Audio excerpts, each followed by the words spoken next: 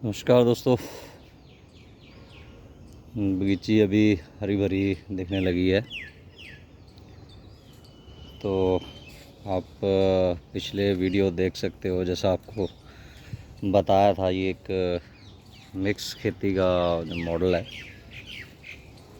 तो यहाँ इतनी मक्की तो नहीं पैदा की से आ सकती कि मैं खा सकूं, मतलब परिवार की ज़रूरतें पूरी हो जाए।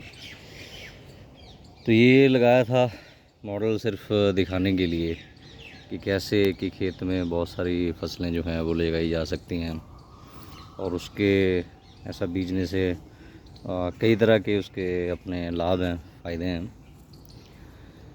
तो बेल वाली सब्जियां, जैसे यहाँ पे ये खीरा लगा हुआ है, खीरे की बेल एक साइड में लगी हुई हैं, तो बीच में बीन्स लगी हुई हैं।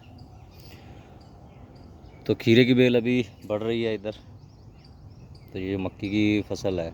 आमतौर पे जैसे किसान करते हैं कि एक चौड़ा ऐसे बेड होता है, तो दोनों तरफ जो है बेल वाली फसलें लगा देते हैं। खीरा हो, लौकी हो, तोरी हो, तो वो लग जाती हैं। उसके बाद बीच वाली जगह बिल्कुल खाली पड़ी रहती है। तो यहाँ जैसे आपको बिजाई के टाइम ही दिखाया था कि एक साइड में एक खीरे की बेल, एक बीन्स, उसके बीच में यहाँ पे ये लोबिया लगा दिया था। सेंटर में जो दो लाइन ये अरबी मक्की की लगाई थी, और यहाँ बीच में ये अरबी भी चल रही है। और पानी कम लगता है इसलिए अरबी थोड़ी कमज़ोर रह गई है, अब पानी इतना नहीं होता यहाँ। तो मक्की को अभी देखो आप फूल निकल आए हैं, जो शल्लियाँ हैं वो बनने लगी हैं। ये एक साइड में लाल मक्की है, दूसरी साइड में जो सफ़ेद मक्की है।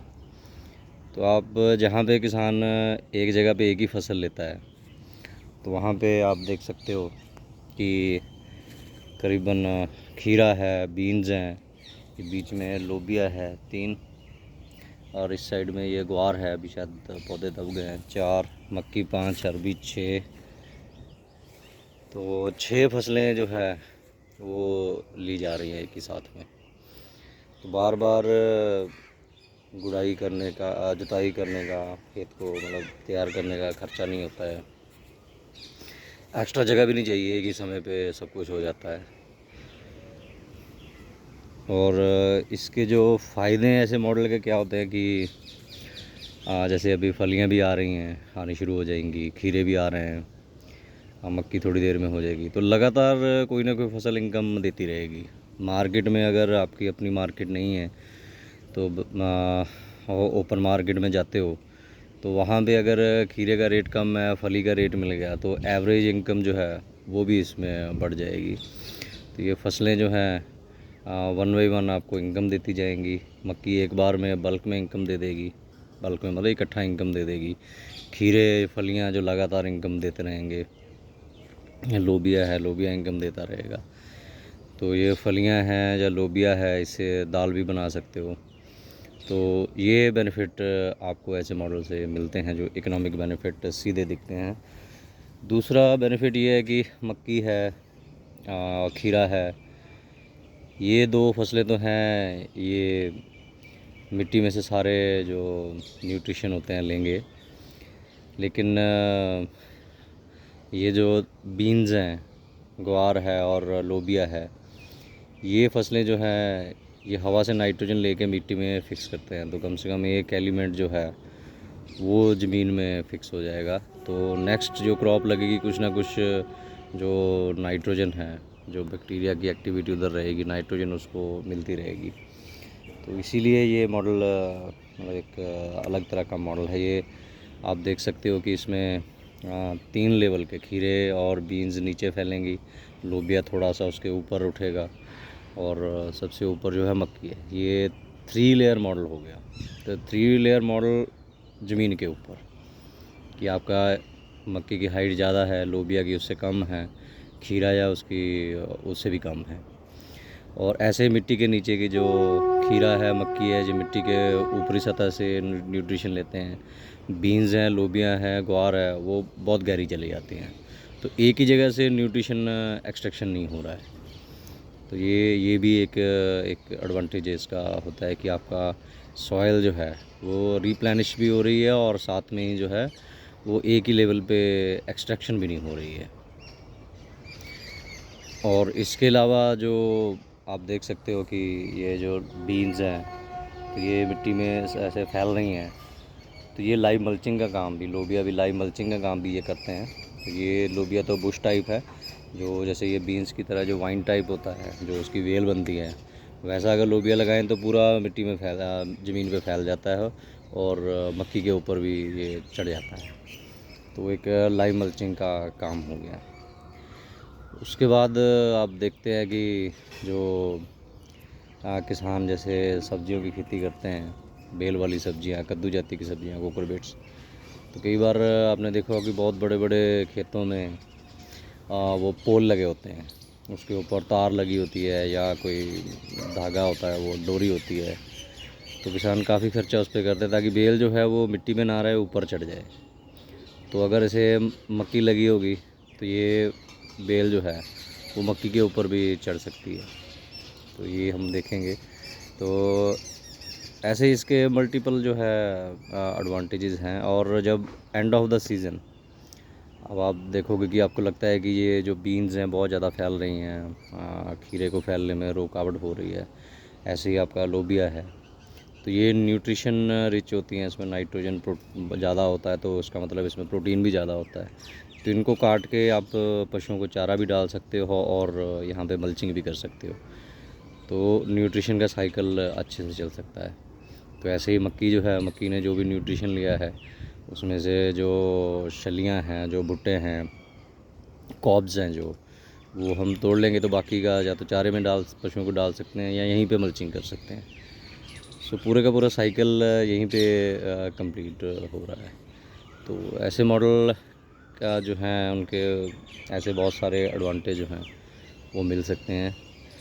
और एक आप जैसे देख ही रहे हो कि अभी जो सन है वो इधर मेरे पीछे है, जिधर कैमरा है उसके ऑपोजिट साइड में। तो दोपहर तक जो मक्की है दूसरी लाइन जो है बेल की उसको छाँव करेगी। तो अभी लू चल रही है तो थोड़ा सा गर्मी से इसका बचाव करेगी।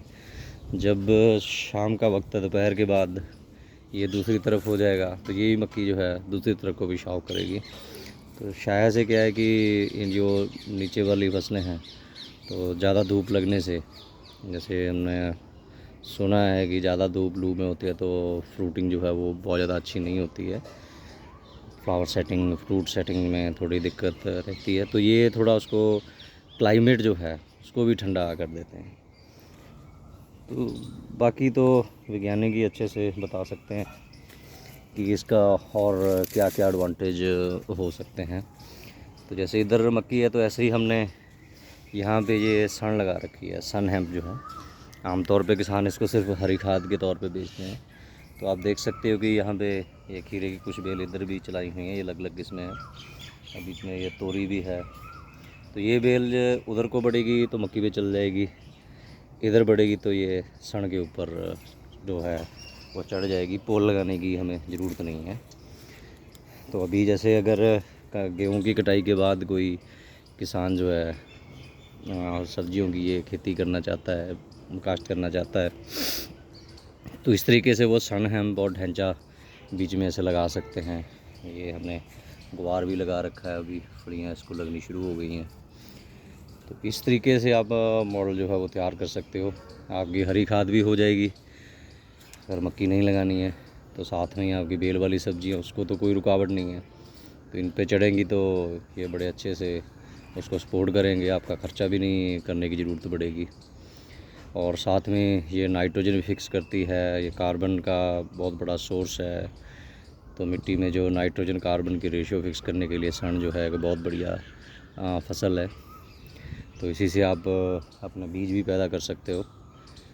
तो ये ऐसे ही मॉडल है कि अभी जैसे आगे फिर यहाँ पे हमने और खीरे की बेल लगाई थी, तो बीच में लोबिया, तो लोबिया हर जगह हम लगा रहे थे। यहाँ पे हमने जुकीनी और चप्पन कद्दू लगाए थे। चप्पन कद्दू की कुछ बेल जो हैं वो ख़राब हो गई थी, तो हमने उनको उखाड़ दिया, तो बीच में लोबिया लगाया था। तो अभी ये आप देख सकते हैं कि लोबिया को फूल आ गए हैं। तो चप्पन कद्दू हमने खा लिए जितने अच्छे अच्छे थे। तो ऐसे इधर है, ये आप जुकीनी देख सकते हो, लगभग मान सकते हो कि ये 10 इंच के करीब है।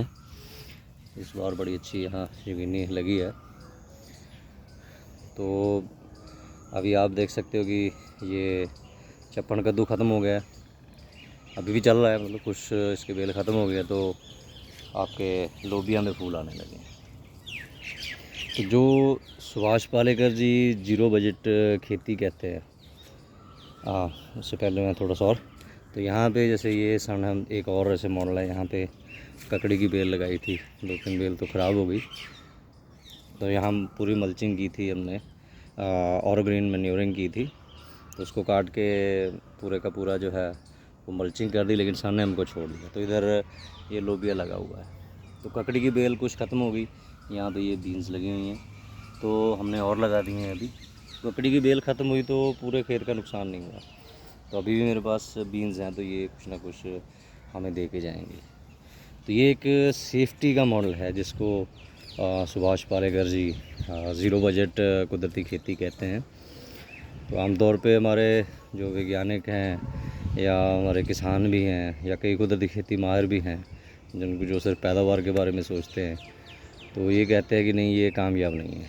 तो उनका बेसिकली ज़ीरो बजट कुदरती खेती मॉडल ये है कि एक मेन फसल, उसके साथ अंतर फसल, जो अंतर फसल है वो मेन फसल को कुछ ना कुछ सपोर्ट भी करेगी, प्लस जो मेन फसल पे खर्चा हुआ है वो अंतर फसल निकाल देगी। तो जो मेन फसल है वो सिर्फ हमारी सूखी जो है कमाई है। तो बड़े अच्छे से वो उदाहरण दे दे के समझाते हैं, लेकिन हमारा तो वो हमारे महान जो वैज्ञानिक है, नोबेल प्राइज़ विजेता डॉक्टर नॉर्मन बोरलॉग, तो उन्हीं का दिमाग में रहता है कि नहीं वो कुछ ज़बरदस्त वाला बीज, बहुत ज़्यादा खाद वाद ये वो डाल के कि हमें जो पैदावार है जितनी केमिकल में आती हैं ऑर्गेनिक में उतना ही वो करना है। ऐसा नहीं है कि उतनी नहीं आती है, ऑर्गेनिक में उससे भी ज़्यादा आती है। तो आपको बताएंगे कि कहाँ कहाँ आई, कैसे कैसे आई है। तो वो भी वहम टूट गया है जो डॉक्टर नॉर्मन बोरलॉग का विज्ञान है, वो अभी टाइम है कि उसको ख़त्म किया जाए। तो ये किसानों को देखना है, तो ये सारी चीज़ें समझनी पड़ेगी, आपको तजर्बे करने पड़ेंगे। सो ऐसे मॉडल जो हैं वो जो छोटे और सीमांत किसान हैं, 2-4-5 एकड़ 10 एकड़ तक वाले किसान हैं, ये उनके लिए वरदान है। ये 20 एकड़ 50 एकड़ वाला किसान वो ठीक है, उसको इतने में मैनेज करना मुश्किल हो सकता है। लेकिन एक एकड़ वाला किसान अगर एक खेत में से 4 से 5 फसलें एक सीज़न में निकालेगा तो और लगातार उसको कमाई वाला कोई सिस्टम बनेगा, तो उसके लिए तो बहुत एक बढ़िया मॉडल ये हो सकता है। करते हैं कि किसान ट्राई कर भी रहे हैं, हमने देखा भी है पंजाब में घूम के, तो कुछ ना कुछ लेवल पे सब लोग कर रहे हैं। तो आप भी ट्राई कीजिए। ये बिल्कुल बेल वाली सब्जियों के लिए ये अभी काफ़ी सही समय है। तो जैसे आपने हरी खाद लगानी है तो उसमें आप देखो यूनिवर्सिटी की सिफारिश कब है नेक्स्ट बिजाई की, तो वो आप कर सकते हो। तो ऐसे अगर आप ये बिजाई करोगे तो पैडी से के मुकाबले आपका जो इनकम है वो भी ज़्यादा होगी, इवन नॉर्मल मार्केट में भी। कैलकुलेशन आप खुद कर सकते हो। धन्यवाद।